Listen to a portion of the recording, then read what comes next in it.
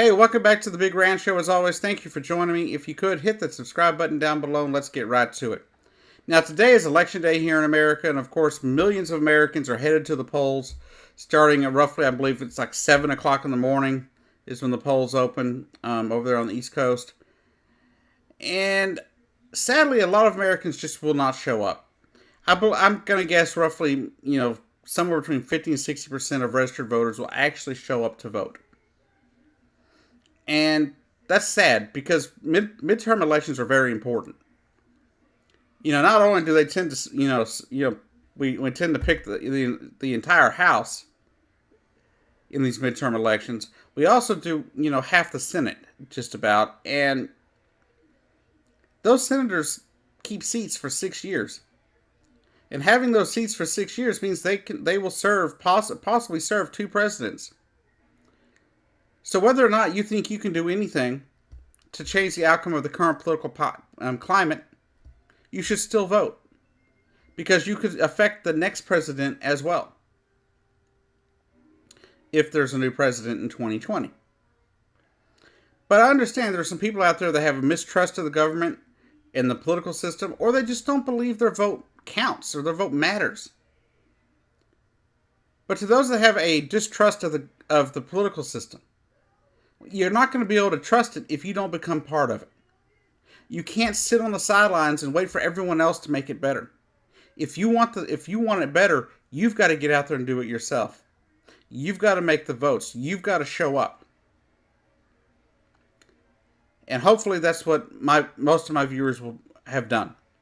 I hope that all 230 of my viewers, whether or not they agree with my political views or not, I hope all of my subscribers have taken the time to vote, or take the time today to vote if they have not already. But if you want to trust the system, you've got to become a part of it so you can change the system. And to those of you that don't believe your vote counts, all votes matter. You may not be able to change the statewide vote. If you're in a Republican, diehard Republican state, and you're a Democrat, you may not be able to get that senator elected that you want elected. But you may be able to get some House members elected in your state. Or some state legislature seats that could help, with district line drawing and stuff like that down the road. And then that could make changes in your state, especially in the U.S. House. And then, of course, there's the Senate. And yeah, you may not be able to, depending on how your state does the Senate, you may not be able to have a huge impact. But maybe you might. If you don't show up, then you'll never know. But your vote matters. Your vote has impact.